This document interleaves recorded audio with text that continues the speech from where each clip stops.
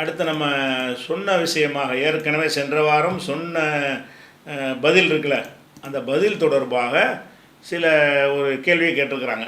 என்ன கேட்குறாங்கன்னா, கடமையான தொழுகையில் சத்தமிட்டு ஓதுகிற தொழுகை, அதாவது ஃபஜ்ரு, மகரிபுடைய 2 ரக்காத்து, இஷாவுடைய 2 ரக்காத், இந்த 6 ரக்காத்துகள், இந்த சத்தமாக ஓதுகிற ஒரு தொழுகையை வந்து தனியாக ஒருத்தர் தொழுகிறார். அப்படி தனியாக தொழும் பொழுது சத்தமிட்டு ஓதணுமா இல்லை வாய்க்குள்ளே ஓதிக்கிடலாமா? ஜமாத்துக்கு சத்தமிட்டு ஓதுறது ஓகே. தனியாக ஒருத்தர் தொழும் பொழுது சத்தமாக ஓதலாமா சத்தம் இல்லாமல் ஓதலாமான்னு கேட்கும் பொழுது நம்ம வந்து ரெண்டுக்குமே என்ன இல்லை, அதுக்கு ஒரு ஆதாரம் கிடையாது, ஊகமாக தான் எல்லாருமே சொல்லி கொண்டிருக்கிறார்கள் என்ற ஒரு பதிலை சொல்லியிருந்தோம். அது சம்பந்தமாக ஒருத்தர் என்ன செய்கிறாருன்னு எடுத்துக்காட்டி இதில் வந்து டிஎன்டிஜியிலேருந்து ஒரு கேள்வி பதில் சொல்லியிருக்கிறாங்க. ஒரு வீடியோ அனுப்பியிருக்காரு எனக்கு. அந்த வீடியோவில் என்ன செய்கிறாங்கன்னு கேட்டால், சத்தம் 2 மோதலாங்கிறதுக்கு ஹதீஸில் அனுமதி இருக்குது, ஹதீஸில் அதுக்கு ஆதாரம் இருக்குது என்று 2 ஹதீஸுகளை காட்டுகிறார்களே, அதனுடைய நிலைமை என்ன அப்படின்னு கேட்டு அந்த 2 ஹதீஸையும் அந்த வீடியோவை அனுப்பி, அந்த வீடியோவில் அந்த ஹதீஸ் இருக்குது, அதை குறிப்பிட்டு கேட்டிருக்கிறாங்க. அதாவது அவங்க சொல்லக்கூடிய அந்த ஹதீஸ் என்னன்னு கேட்டால், திருமதியில் வரக்கூடிய ஒரு ஹதீஸ். அதாவது ஆயிஷா நாயிட்ட வந்து கேட்குறாங்க, கைஃப கானத்து கிராத்து நபி ஸல்லல்லாஹு அலைஹி வஸல்லம் பில்லைலி, இரவில் ரசூல் ஸல்லல்லாஹு அலைஹி வஸல்லம் அவர்கள் எவ்வாறு ஓதுதல் எவ்வாறு இருந்தது, அவங்க ஓதுவாங்க இல்லையா, அது எப்படி இருந்தது என்று கேட்கப்படுகிறது.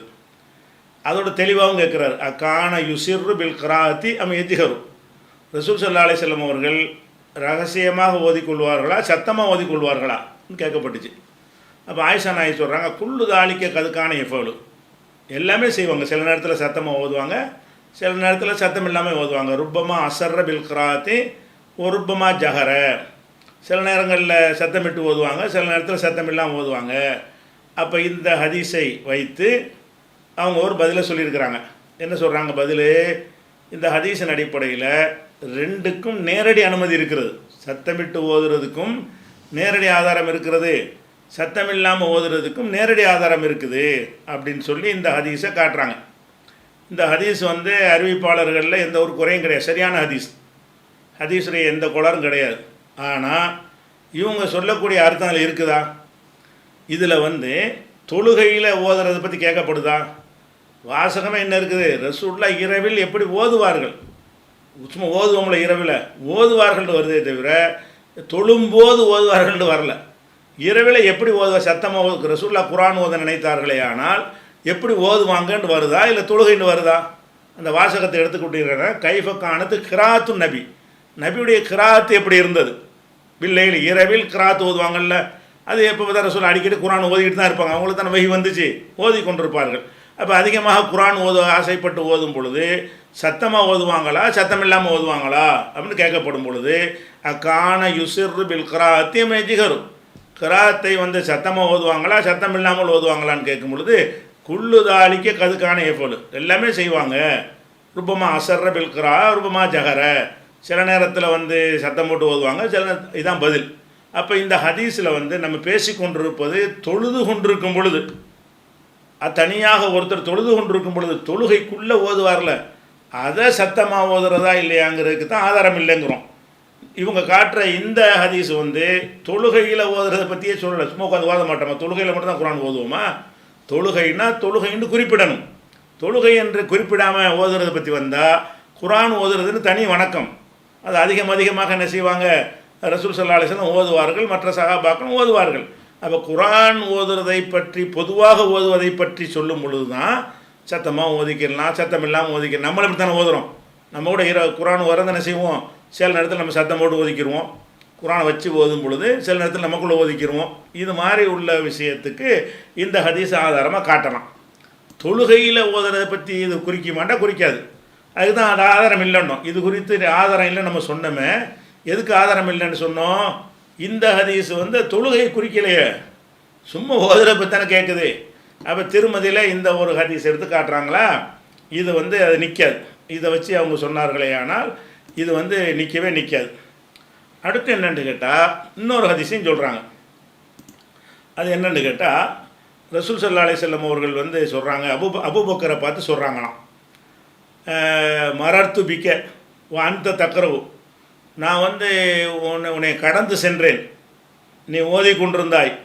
அந்த தகவிலும் என் சவுத்திக்க, நீ வந்து ரொம்ப கம்மியான சத்தத்தை நீ ஓதிக்கிட்டு இருந்த, நான் உன்னை கடந்து போனேன். அப்போ கடந்து போகும் பொழுது அபூபக்கர் சொல்கிறாங்க, நீங்கள் என்ன மாதிரி ஓதுனீங்கன்னு கேட்டால், ரொம்ப கொஞ்சம் சத்தத்தில் ஓதுனீங்க இல்லைங்க அப்படின்னு அபூபக்கர்கிட்ட கேட்குறாங்க. அப்போ அவர் சொல்கிறாரு, இன்னி அஸ்மாவுத்து மன் நாஜயித்து, நான் யாரோடு நான் வந்து உரையாடுகிறேனோ அவனை கேட்க வைக்கிறேன், உலகத்துக்கு நான் கேட்க வைக்கிறேன், அல்லாவுக்கு மெதுவாக ஓதுனா கேட்காதா அப்படின்னு அவர் ஒரு பதிலை சொல்கிறார். ஏன் ரொம்ப கம்மியாக சத்தத்தில் ஓதுனீங்கன்னு கேட்டால், நான் வந்து அல்லாவுக்கு கேட்குறதுக்கு நான் ஓதுனேன், உலகத்துக்கு கேட்குறதுக்கு ஓதலைன்னு சொல்கிறார். அப்போ ரசூலுல்லாஹ் சொல்கிறாங்க, இருஃபா கலீலன், கொஞ்சம் உசத்திக்க, கொஞ்சம் கூட்டிக்க, சத்தம் வந்து ரொம்ப கம்மியாக இருக்குது, கொஞ்சம் நடுத்தரமாக கூட்டிக்கன்னு சொல்கிறாங்க. அதுக்கப்புறம் காலலி உமர்கிட்ட சொல்கிறாங்க ரசூல் ஸல்லல்லாஹு அலைஹி வஸல்லம், மரர்த்து பிக்க அந்த தக்கரவு, நீ குர்ஆன் ஓதி கொண்டிருக்கும்பொழுது நான் கடந்து சென்றேன், அந்த தர்பவு சவுத்தக, நீ வந்து ரொம்ப சத்தமாக ஓதிக்கிட்டு இருந்த அப்படின்னு சொன்னோன்னே அவர் என்ன செய்கிறாருன்னு கேட்டால், நான் சைத்தானை விரட்டுறதுக்காண்டி ஓதுனேன் அப்படின்னு அவர் சொல்கிறார். அப்போ ரசூலுல்லாஹ் சொல்கிறாங்க, இஃபில் கலீலா, நீ இன்னும் கொஞ்சம் கம்மி பண்ணிக்க, அபூபக்கருக்கு கொஞ்சம் கூட்டிக்கன்னு சொல்கிறாங்க, உமருக்கு கொஞ்சம் குறைச்சிக்கங்கிறாங்க. அவர் ரொம்ப சத்தம் போட்டிருக்காரு, அதனால் குறைக்க சொல்கிறாங்க. இவர் ரொம்ப மெதுவாக ஓதிருக்காரு, கொஞ்சம் கூட்ட சொல்கிறாங்க. இப்படிங்கிற ஒரு ஹதீஸை வச்சு பார்த்தேன். அப்போ இது வந்து ரெண்டுக்கும் உள்ளது தான், அதாவது ரெண்டுக்குமே அனுமதி இருக்கிறது, தெளிவாக அனுமதி இருக்கிறது அப்படிங்கிறத என்ன செய்கிறாங்க, இதை ஒரு ஹதீஸாக எடுத்து சொல்கிறாங்க. இதில் வந்து இந்த ஹதீஸை பொறுத்த வரைக்கும் இது வந்து திருமதியில் வர்ற ஹதீஸில் இதில் தொழுகைன்னு வரல, இதுலேயும் ஓதுற பற்றி தான் வருது இருக்கட்டும். ஆனாலும் அபூதாவுதில் வரக்கூடிய ஹதீஸில் வந்து இதே விஷயத்தை செய்யும் பொழுது எப்படி வருதுன்னு கேட்டால், ஹரஜ லைலத்தன், ரசூல் ஸல்லல்லாஹு அலைஹி வஸல்லம் அவர்கள் ஒரு இரவு வெளியே போகிறார்கள். வெளியே போகும் பொழுது ஃபைதா ஹுவபி அபிபக்ரின் யுசல்லி, அபூபக்கர் தொழுது கொண்டிருக்கிறார். வெளியே போகிறாங்க, அவர் வீட்டில் அவர் தொழுது கொண்டிருக்கிறார். எப்படி தொழுகிறாருன்னா, யஹ்ஃபில் மின் சவுத்திகை, அவருடைய சத்தத்தை குறைச்சி தொழுதுகிட்டு இருக்கிறார். அப்புறம் மர்ரபி உமர் பின் அல் ஹத்தாப், உமரை கடந்து ரசூலுல்லாஹ் போகிறாங்க, அவர் தொழுதுகிட்டு இருக்கிறாரு, சத்தத்தை ராஃபியன் சவுத்தகு. அப்போ ரசூலுல்லாஹ்ட்ட அவங்க திரும்பி வந்தவனை கேட்குறாங்க, அபூபக்கரை இந்த மாதிரி நான் நீ ஓதிக்கிட்டு நான் வந்தேன், ரொம்ப கம்மியாக ஓதுனேன் ஏன்னு கேட்டவுடனே இதை பதில சொல்கிறார். அவள் அது மாதிரி உமர்கிட்ட இந்த மாதிரி கேட்குறாங்க, அவர் இதே மாதிரி சைத்தான் விட்டுருங்கிறார். இந்த விஷயத்தில் வந்து தொழுகைண்ட வந்திருக்குது. திருமதியுடைய ஹதீஸில் வெறுமனே ஓதுதல் வந்தாலும் அபூதாவுடைய ஹதீஸில் என்ன இருக்கிறது, அது வந்து தொழுகும்போது அப்படி ஓதுனாங்க என்று வருது. இந்த ஹதீஸையும் ஆதாரமாக காட்டி என்ன செய்கிறாங்க, இதை வந்து இப்போ ரசூல் ஸல்லல்லாஹு அலைஹி வஸல்லம் காலத்திலேயே சத்தமாக ஓதுனவரை கொஞ்சம் குறைக்க சொல்கிறாங்க, சத்தம் இல்லாமல் ஓதுனவர் கொஞ்சம் கூட்ட சொல்கிறாங்க. அதனால வந்து இது நம்ம கூடிக்க செஞ்சுக்கிடலாம் என்ற ஆதாரமாக இதை வைக்கிறாங்க. இந்த ஹதீஸை பொறுத்த வரைக்கும் இது வந்து ஒரு ஆத்தன்டிக்கான ஹதீஸ் இல்லை, ஏன்னா இது பலவிதமாக அறிவிக்கப்படுது. இதில் என்ன மாதிரிலாம் அறிவிக்கப்படுதுன்னு கேட்டால், இதை வந்து அறிவிக்கிறாங்கல்ல, ரசூல் ஸல்லல்லாஹு அலைஹி வஸல்லம் சொன்னதாக அறிவிக்கக்கூடிய ஆள் யாருன்னு கேட்டால், அப்துல்லாஹ் இப்னு ரபாஹ் என்பவர் அறிவிக்கிறார். யார் வழி அறிவிக்கிறார்னா, அபூ கத்தாதா என்கிற சஹாபி வழி அறிவிக்கிறார். அபூ கத்தாதா தான் ரசூலுல்லாஹ்வுடைய இந்த செய்தியை சொல்லி காட்டுறதாக இந்த ஹதீஸில் வருகிறது. இது வந்து ஒரே ஒருத்தர் அறிவிக்கும் போது இப்படி வருகிறது. அதிகமான அறிவிப்பில் என்ன வருதுன்னு கேட்டால், அப்துல்லாஹ் இப்னு ரபாஹ் என்பவர் வந்து ரசூலுல்லாஹ் சொன்னதாக நேரடியாக அறிவிக்கிற மாதிரி வருது. அப்போ வந்து அபூ கத்தாதாங்கிற சஹாபி இல்லை, சஹாபி சொன்னால் தான் ஒரு ஹதீஸ் ஆகும். சஹாபிக்கு அடுத்தவர் வந்து ரசூலுல்லாஹ்வுடைய விஷயத்தை சொன்னாரையானால் அது ஹதீஸ் இல்லை. இப்படி இருவிதமாக அறிவிக்கும் பொழுது அப்போ இதை பற்றி ஹதீஸ்களை வல்லுநர்கள்லாம் ஆய்வு செஞ்சு இதில் வந்து சரியான ஹதீஸ் என்னென்னு கேட்டால், அதாவது அப்துல்லாஹ் இப்னு ரபாஹ் வந்து முர்சலாக, அதாவது சஹாபி இல்லாமல் அறிவிக்கிறார்ல, அதான் சரியானது. சஹாபிக்கு அதில் சம்மந்தம் கிடையாது. அபூ கத்தாதா அறிவித்ததாக ஒருத்தர் சேர்த்துக்கிட்டாரு, அபூ கத்தாதாவெலாம் சொல்லலை. ரசூலுல்லாஹ் காலத்துக்கு பிந்தின ஒருத்தர் இருக்கார் இல்லையா, அப்துல்லாஹ் இப்னு ரபாஹ், அவர் சஹாபி இல்லை, அவர் தாபி. அவர் சொல்கிறார் ரசூலுல்லாஹ் காலத்தில் நடந்ததாக. அப்போ ரசூலுல்லாஹ் காலத்தில் நடந்தது அவருக்கு எப்படி தெரியும்? அப்போ இது ரசூலுல்லாஹ்வுடைய சொன்னதாக சஹாபி அறிவித்ததாகவும் ஒரு அறிவிப்பு இருக்கிறது. ரசூலுல்லாஹ்வுடைய இந்த செய்தியை சஹாபி இல்லாமல் அடுத்த தலைமுறை அறிவித்ததாகவும் பல அறிவிப்புகள் இருக்கிறது. இந்த விஷயத்தில் பல அறிவிப்பாளர்கள் வந்து அப்துல்லாஹ் இப்னு ரபாஹ் சொன்னதாகத்தான் அறிவித்திருக்கிறாங்க. அப்போ ரெண்டையும் நுணுக்கமான இல்லத்தை, அதாவது நுணுக்கமான குறைபாடுகளை ஆய்வு செய்யக்கூடிய அறிஞர்கள் ஆய்வு செஞ்சு என்ன செய்கிறாங்கன்னு கேட்டால், இது வந்து முர்சலாக, அதாவது சஹாபி இல்லாமல் அறிவிக்கிறாங்கல்ல, அதுதான் கரெக்டு. சஹாபியை சொல்கிறது சரியில்லை, அறிவிப்பில் அது கோளாறு உள்ளதுன்னு என்று செய்கிறாங்க. இப்னு அபூ ஹாத்தம்கிட்ட போய் கேட்குறாங்க, அப்போ இந்த மாதிரி இந்த ஹதீஸை பற்றி என்ன சொல்கிறீங்க? அப்போ அவர் என்ன செய்கிறாருன்னா, அக்தாஃபிஹி சைலஹீனி, அந்த அறிவிப்பாளர் ஒருத்தர் வர்றார். அவர் வந்து இதில் வந்து தவறு செஞ்சு விட்டார், இது சரியில்லை. ஏன்னு கேட்டால் இதை அறிவிக்கிறது வந்து ஒஸ் சஹீஹு அன் Abdullahi ibn Rabah. Abdullahi Rabah வந்து அண்ணன் நபி ஸல்லல்லாஹு அலைஹி வஸல்லம் முர்சலன், ரசூலுல்லாஹ்வுடைய இந்த மாதிரி அபூபக்கருக்கு சொன்னாங்க, உமருக்கு சொன்னாங்க என்ற செய்தி அறிவித்தவர் வந்து சஹாபி அல்லாத அப்துல்லா இப்னு ரபாஹ் தான், அதுதான் சரியான அறிவிப்புங்கிறாங்க. அப்போ இந்த விஷயத்தில் என்னவாயிருச்சுன்னு கேட்டால், ரசூலுல்லாஹ் காலத்தில் நடந்த ஒரு விஷயத்தை ஒரு சஹாபியிடமிருந்து கேட்டு இவர் அறிவித்தால் அது ஆத்தன்டிக்காக போயிடும். அப்போ சஹாபியிடமிருந்து வர்றது யாரும் நுழைச்சிருக்கிறாங்க ஒரே ஒரு அறிவிப்பில். அதிகமான அறிவிப்புகள்லையும் அந்த வேறு வேறு காரணம் நுணுக்கமான இல்லத்தும்பாங்க, அது நுணுக்கமான குறைபாடுகள், அதெல்லாம் ஆய்வு செய்யக்கூடிய அறிஞர்கள் என்ன பண்ணுறாங்கன்னு கேட்டால், இது வந்து முர்சல் தான், இது ரசூலுல்லாஹ்வுடைய விஷயத்தை வந்து அடுத்த தலைமுறையில் உள்ளவர் இது அறிவிக்கிறாரு, இது வந்து சரியில்லைன்றாங்க. அப்போ இது பலவீனமாக போயிடுது. அப்புறம் அபூபக்கருக்கு சொன்னாங்கன்னு இவர் பார்த்துட்டா இருந்தார், அபூபக்கருக்கு சொன்னாங்க, உமருக்கு சொன்னாங்கன்னு ஒருத்தர் அறிவிக்கிறாரு. இவர் வந்து அதை சொன்னதை இப்போ நேரடி ஐவிட்னஸ் கிடையாது.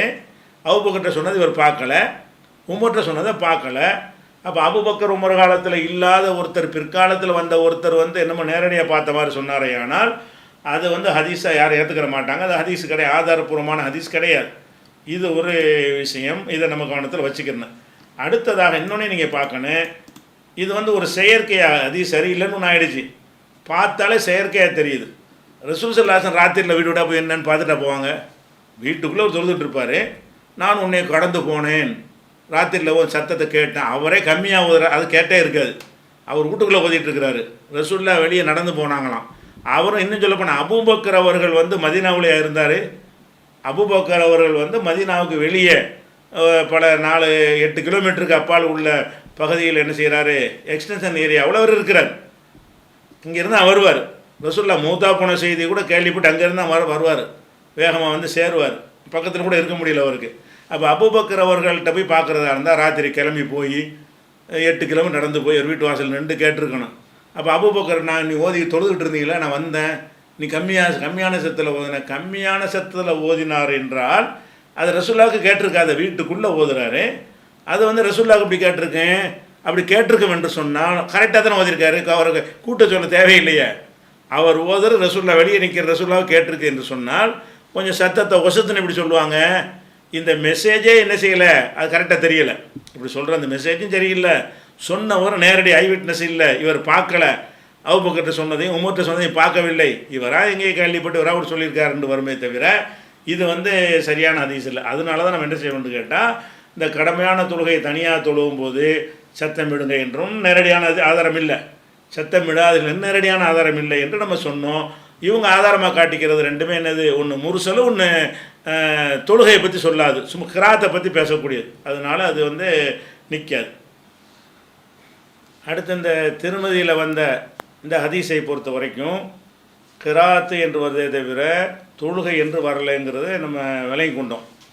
ஆனாலும் சில பேர் என்ன செய்கிறாங்கன்னா, சில கட்டுரைகளில் இந்த ஹதீஸை அரபி மூலத்தை அப்படி போட்டுவிட்டு அதனுடைய தமிழாக்கத்தில் என்ன செஞ்சுருக்காங்கன்னு கேட்டால், நபிகள் நாயகம் ஸல்லல்லாஹு அலைஹி வஸல்லம் அவர்கள் ஓரில் தமிழாக்கத்தில் என்ன செஞ்சுருக்காங்கன்னு கேட்டால், அல்லாஹ்வின் தூதர் அவர்களின் பித்ரு தொழுகையை பற்றி ஆயிஷா அவருடன் நான் வினவினேன் அப்படின்னு ஒரு வாசகம் அதில் இல்லை. பித்ரு தொழுகையை பற்றிங்கிற வாசகமே அந்த மூலத்தில் இல்லை. ஆனால் மொழிபெயர்ப்பில் எப்படி போட்டாங்க, அவர்கள் வித்திரு தொழுகையை பற்றி ஆயிஷா அவர்களை வினவினேன், அதற்கு அவர்கள் நபிகள் நாயகம் ஸல்லல்லாஹு அலைஹி வஸல்லம் அவர்கள் சில சமயம் இரவின் ஆரம்பத்திலும் சில சமயம் அது இறுதியிலும் வித்திரு தொழுவார்கள் என்று விடையளித்தார்கள் அப்படின்னு அந்த அரபி மூலம் போட்டிருக்கிறாங்க, தமிழும் போட்டிருக்கிறாங்க. மூலத்தில் உள்ள வாசகத்தில் வித்திருங்கிறதோ தொழுகையை பற்றியே ஒன்று வரல. மூலத்தில் என்ன இருக்குது, கைஃப கானத்து கிராத்துன் நபி ஸல்லல்லாஹு அலைஹி வஸல்லம் பில் லைலி, இரவில் ரசூலுல்லாஹ் எப்படி ஓதுவார்கள், கான யுசிர்ரு பில் கிராத்தி அம் யஜ்ஹரு, கிராத்தை வந்து சத்தமாக ஓதுவாங்களா சத்தம் இல்லாமல் ஓதுவாங்களா. அப்போ ஆயிஷா நாயகி சொன்னால் குள்ளு தாலிக்கு கதுக்கான இப்போ எல்லா மாதிரியும் செய்வாங்க, அப்படின்னு இருக்கே தவிர இந்த மொழிபெயர்ப்பில் என்ன செஞ்சுருக்கிறாங்கன்னு கேட்டால் மொழிபெயர்க்காமல் என்ன செஞ்சுருக்கிறாங்க, ஹதீஸை தயாரிச்சிருக்கிறாங்க. மொழிபெயர்க்கிறதுனா அதில் என்ன இருக்குது அதான் சொல்லணும்.